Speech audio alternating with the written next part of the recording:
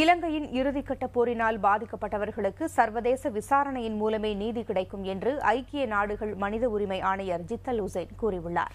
ஜெனீவாவில் நடைபெற்று வரும் ஐக்கிய நாடுகள் மனித உரிமை ஆணையத்தின் 30வது கூட்டத்தொடரில் இலங்கையில் 2009ஆம் ஆண்டு நடைபெற்ற உள்நாட்டு போர் குறித்த அறிக்கையின் போது அவர் இவ்வாறு தெரிவித்தார். ஐநா மனித உரிமை ஆணையர் ஜித் அல் உசேன் தனது அறிக்கையில் பல்வேறு அம்சங்களை பரிந்துரைத்துள்ளார். இதன்படி இலங்கையில் நடைபெற்ற மனித உரிமை மீறல்கள் மற்றும் போர்க்குற்றம் பற்றி விசாரணை நடத்த சர்வதேச நீதிபதிகள் அடங்கிய சிறப்பு நீதிமன்றம் அமைக்க வேண்டும் என பரிந்துரை செய்யப்பட்டுள்ளது. சிறப்பு நீதிமன்றம் அமைப்பதற்கான உதவிகளை செய்ய ஐநா தயாராக இருப்பதாகவும் உள்நாட்டு விசாரணை நடைபெறுவது உகந்ததல்ல என்றும் தெரிவிக்கப்பட்டுள்ளது.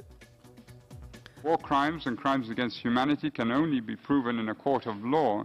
One of the most significant recommendations contained in the report is the proposed establishment of a hybrid special court, integrating international judges, prosecutors, lawyers, and investigators. அரசு படைகள் மற்றும் விடுதலை புலிகள் என இரு தரப்பினரும் சட்டத்திற்கு புறம்பாக கொலைகளை செய்திருப்பதாக தெரிவிக்கப்பட்டுள்ளது. இலங்கை இராணுவத்தால் பெண்கள் மட்டுமின்றி ஆண்களும் கொடூரமான பாலியல் வன்முறைகளுக்கு ஆளாக்கப்பட்டதாக ஐநா அறிக்கையில் கூறப்பட்டுள்ளது. Criminal justice system is not yet ready to handle these types of crimes.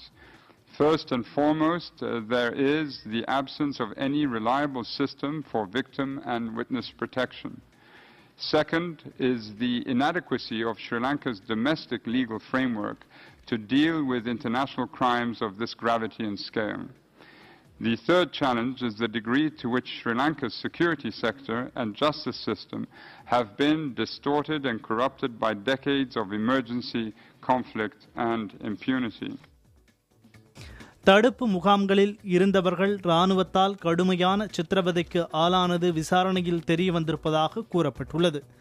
இறுதிப் போரில் சரணடைந்த பலர் வெள்ளை வேன்களில் கடத்தப்பட்டு காணாமல் போனதாகவும் அவர்களில் ஒருவர் கூட இதுவரை கண்டறியப்படவில்லை எனவும் ஐநா அறிக்கையில் குறிப்பிடப்பட்டுள்ளது. விடுதலை புலிகள் அமைப்பினர் 15 வயதிற்கு குறைவான சிறுவர்களை கட்டாயப்படுத்தி படையில் சேர்த்ததாகவும் தெரிவிக்கப்பட்டுள்ளது.